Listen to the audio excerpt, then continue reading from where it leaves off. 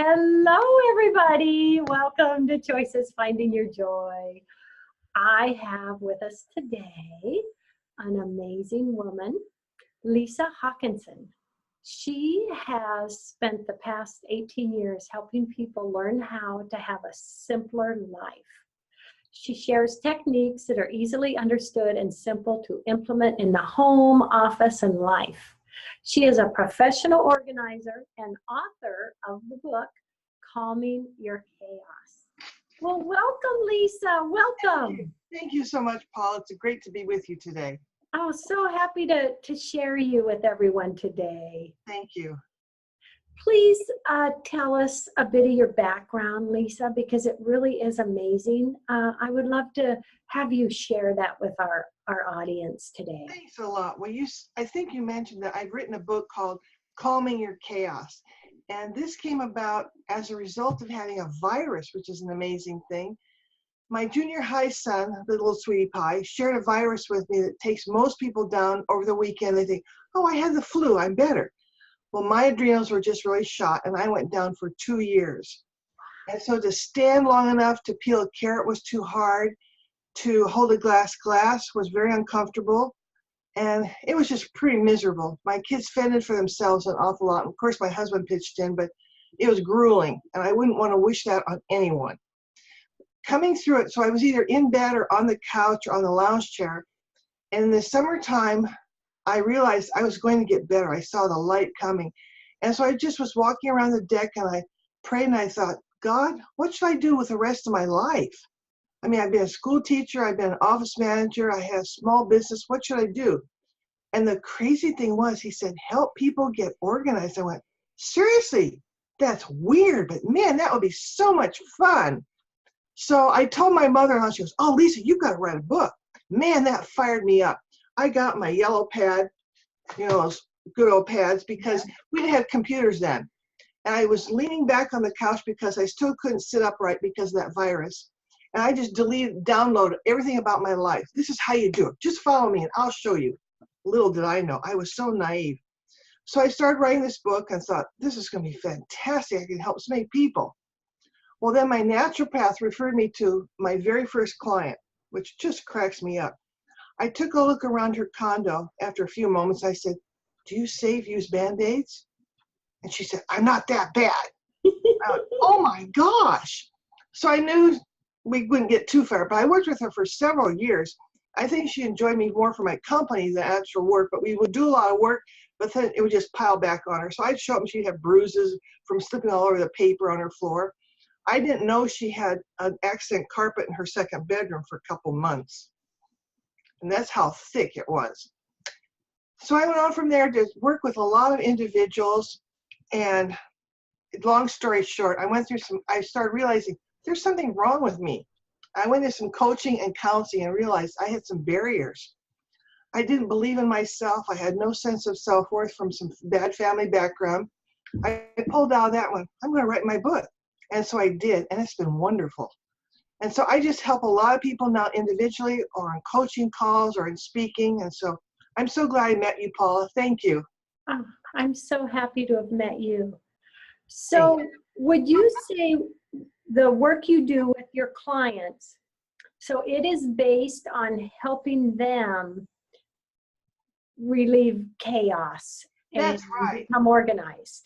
That's right, because I want people to be what I call a smooth organizer. And that is, think of a mobile in your home. You don't want it flapping around all the time. You want to just glide around.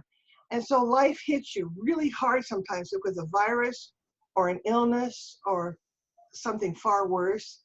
I've had that experience. And so you just have to get back on track. So just my natural genetic makeup, my gifting is to like order. And I was teased for it. That was part of my problem. I was ashamed of that.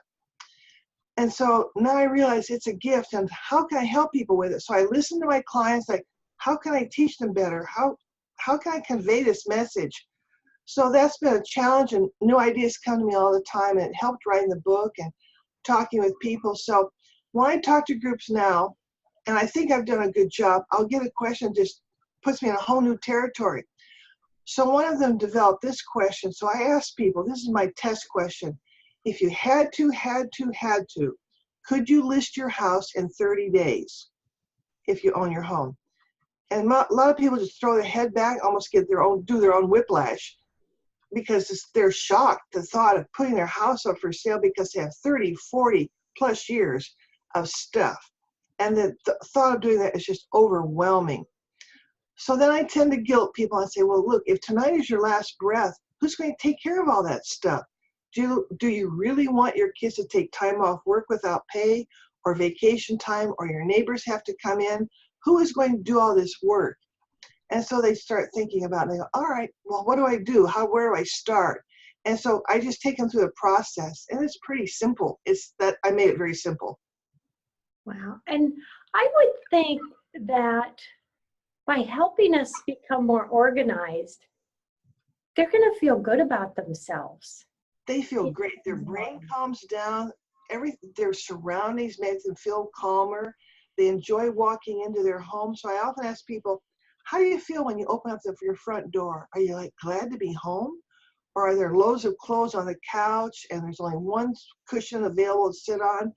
So people create their own bed and breakfast, so to speak. You know, they want to enjoy where they live, love where they live. Yes, yes. So when you work with someone, is the focus, do you come in or do you need to see them, or can you see pictures and you say, okay, what do you want to work on, or this is what I believe you should work on? How does that work, Lisa? That's a great question. I'll tell people what to do. I have them explain to me what they would like to do. Do they want to live in a peaceful place? What do you want it to look like? So this is a good example. So I work both with people, and after seeing a picture or doing a FaceTime on the phone, look at their space and say, okay, what would you like it to feel like? So I had a lady that had moved downsized to an apartment with a lake view, and it didn't feel like she enjoyed the lake view. She had taken too much stuff with her, which is so common. And so she said, I'd like this to feel like a lakeside cottage. So together we walked around. I said, well, this certainly doesn't look cottage-like. And so we identified all those things, and we came up with a plan. And so she had to let go of quite a few things that she didn't need or use. That's a key thing, need or use. And then put those things in place so it helped give it that cottage feel. So when I talk to people, this is really fun. I say, I want to go home with you today in your brain. I'll live there rent-free forever. And I'm going to just say, need, use all the time. And you're going to be asking, do I need it? Do I use that? Why do I have 12 spatulas? Why do I have 36 toothbrushes under the bathroom sink? I have one. Why do I have 57 mugs up in this cabinet with prime real estate? And they start realizing, I really do have too much stuff. Or I had to ask one woman one time, how many people live here? Because there were so many sets of sheets and towels. And so she confessed there were only 3 of them. So I said, okay, need, use. So with gift, I really promote generosity. So if you're generous, have a generous heart, share your things with a thrift store that has a mission that aligns with your heart. Then you're eager to let things go, put it on their shelf so they sell it, then that money helps fund women starting over, homeless families, search and rescue dogs, whatever their mission is. So it becomes really fun. You're their supplier of merchandise. Yes, yes. Oh, excuse me, something just fell off the wall. That's exciting. So people get motivated and they go home and go, yeah, really, I could do some downsizing. And I had a woman recently who was very serious about downsizing because she just helped her parents move into assisted living, and she was shocked at how much work it was. And she goes, I don't want to bestow that on my daughter. And so she got busy. And after talking with a woman last night at an open house, in just 3 minutes, I just got a text from her this morning, and she said, I told my husband what you said last night, and my father this morning, he said, I need more room under my sink. He went to his kitchen sink and took out 10 vases, and he put them in a box. And she goes, now what are you going to do with these? Well, I'm going to put it in the garage, and you can take care of it someday. So I'm going to write back and say, no, you both need to take a trip to a thrift store and explain that to her and make a regular habit of this, because she's dreading what she's going to have to do in downsizing them. Yes. So Yes. it just really helps a lot of people need use and bless other people. And then, think of the generosity if your guest bedroom is cleared off enough that somebody could spend the night in 5-10 minutes notice. They had just a little too much wine at dinner, please spend the night. So this came about, my guest bedroom is ready, and I've been in those where you have to stand at the door and pitch things in. It's just packed full. So my son came over with his wife and was eating. He goes, I have a favor to ask. He said, we're remodeling our house. We're living in a 13-foot trailer with 2 dogs and 2 cats. And, and Mom, by the way, my wife's pregnant. You're going to have a grandchild. And he said, and she's got a very tender stomach. We need a different place to live. Could we stay here for a couple months? I said, sure. And so I said, well, when do you want to come? He goes, we'll go home and get our toothbrushes. And they did. So I could be generous on the spot. And it was really a good feeling. Mm-hmm. The other thing is when you have less, you're able to pivot and make a decision quickly.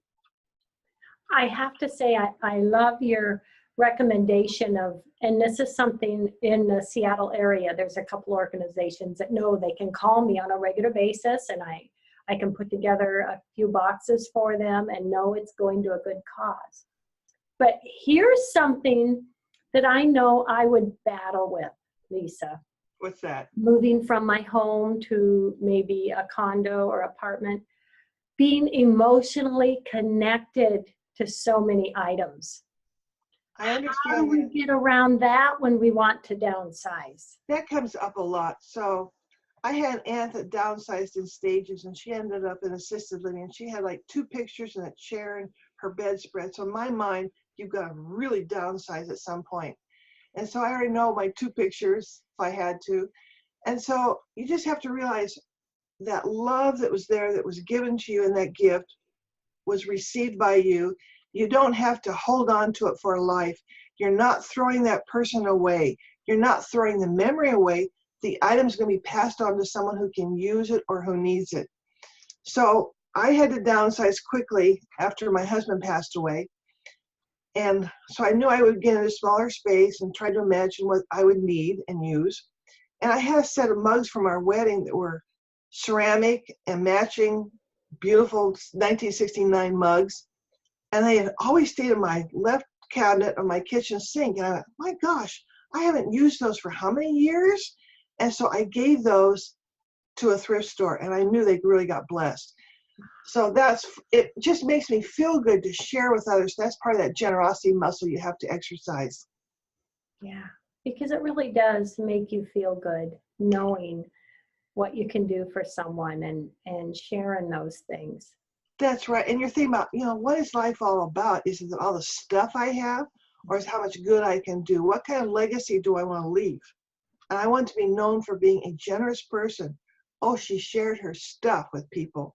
Yeah. And so my kids were at the age where a lot of their friends were moving out of their home. So I kind of set a thrift store up in my entryway, and I would set things there. And kids would just take things away. It was so fun. They were so excited to get my mugs.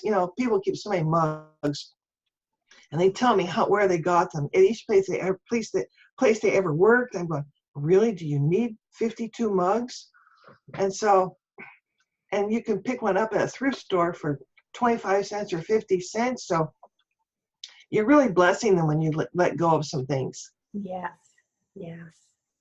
If you had to narrow this down to the main message that you want to put out there to everyone, what would you say?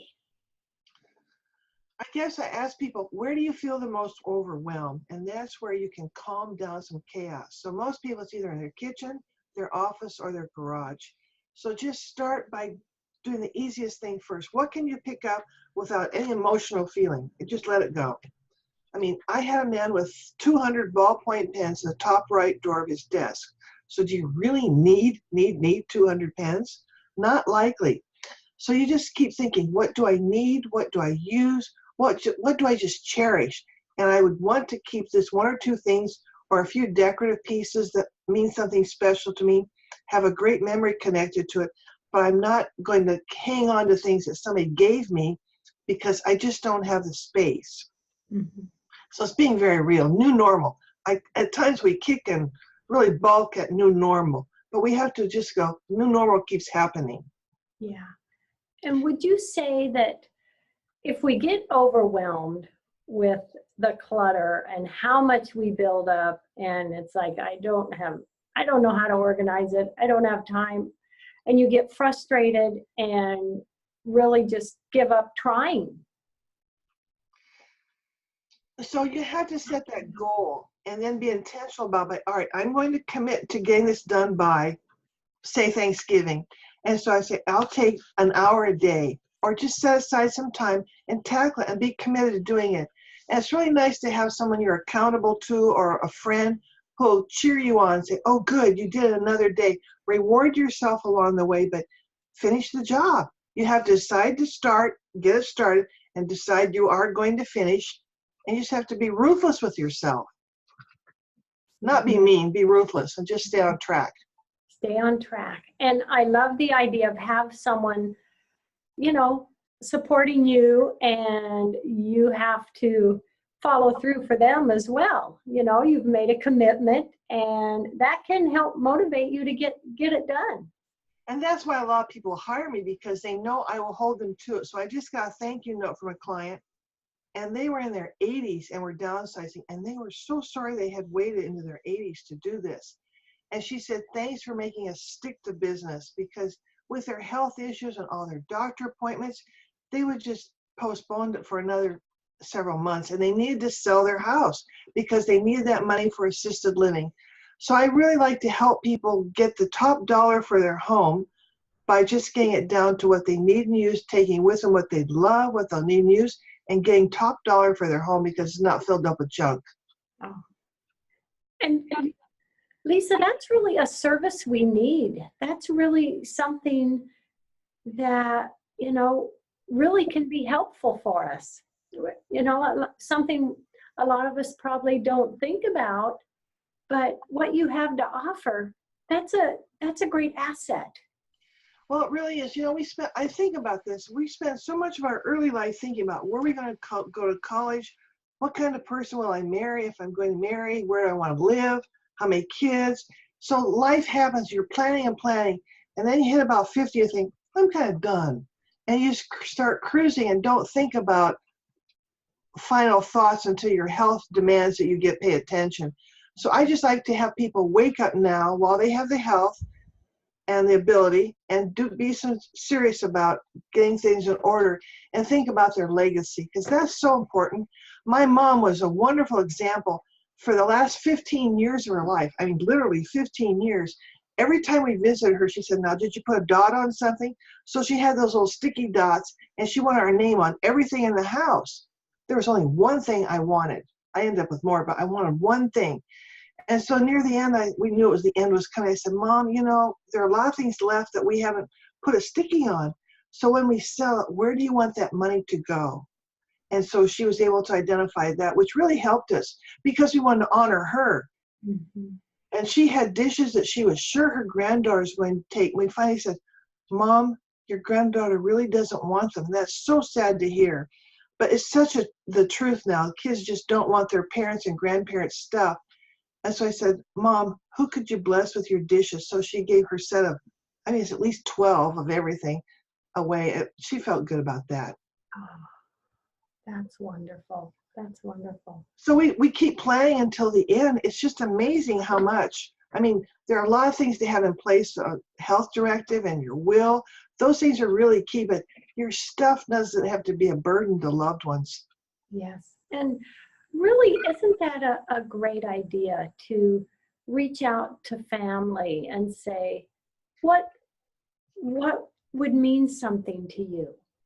What can I do, and what would mean something to you? And start making those choices. And even, let's say it's a set of dishes that your daughter may love to have. If you know that, you can put that into motion. As you yeah, a lot of people in their 50s hear me talking, oh, I wish my parents would get this. I said, you know what your parents want most? Time with you. Mm-hmm. So why don't you spend a weekend, a month with them?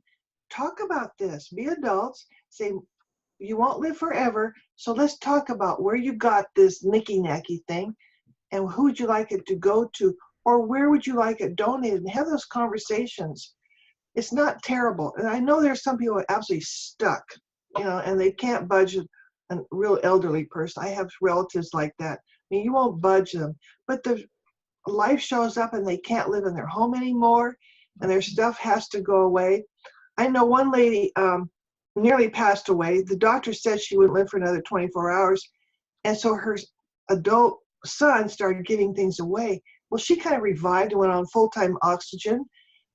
And she was ticked that her stuff had been given away. I said, well, okay, this is going to happen someday. Let's finish up. Let's put a sticky on everything.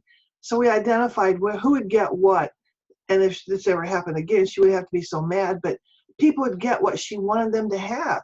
And I have people who send pictures to their kids who are living out of state and say, what here do you want? So we had a great thing happen in our family. I'll finish this up very quickly. My father-in-law had a wonderful wood shop in his garage for years. He made amazing things. So that he's in assisted living now, and a garage full of wonderful things. So his sons and children in their 60s got together on FaceTime with the grandsons. And they went through the garage and they pictured everything, showed the kids everything. And kids in California and Oregon would say, I would like that. Someone in Washington said, I would like that. So everything was dispersed in a matter of 2 hours. My grandfather was so happy that everybody in the family had something that he had loved his whole life, and that they got what they wanted. It was really neat experience. Yes. And with that, he can know they have something that they're going to enjoy. And remember him by I enjoyed it. That's right. So you just keep blessing people. It's really awesome. I mean, wouldn't you want certain things of your mother's? Maybe you don't want a whole place thing of 12, but what's wrong with taking a place thing of 4 of it, donating the rest, or sharing them with a sibling? I've heard that, people doing that too. Oh. So it's a really fun thing to take everything you'd like to let go, put on your dining room table, let's say all your, for women, glass and china and crystal and everything, and just invite all your lady friends over and serve your favorite adult beverage. Say, what would you like? And say, here's the story behind this certain bowl or this set of glasses. Tell them the story, and the story goes with it. Yeah. And I've done that. And 15 years later, someone will misuse the name that I said. And I said, no, that was Aunt Eva. Oh, that's right. You said Aunt Eva. Yeah. So they remembered the story of how they had gotten that casserole piece. And I know myself, having been given a few pieces of jewelry from some cherished family members, it's priceless how, yes, the love that is behind those gifts. It was, a few mementos, and they're so special. With just a few moments left in the show, Lisa, what last words do you want to leave with us today? Let your life be a legacy of goodness and generosity. Oh, that's a great message. Yes.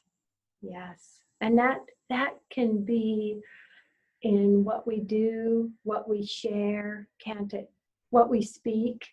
That's right. Not just in how much money you give, but it's in your stuff and your time and your treasure and your stuff. Yeah.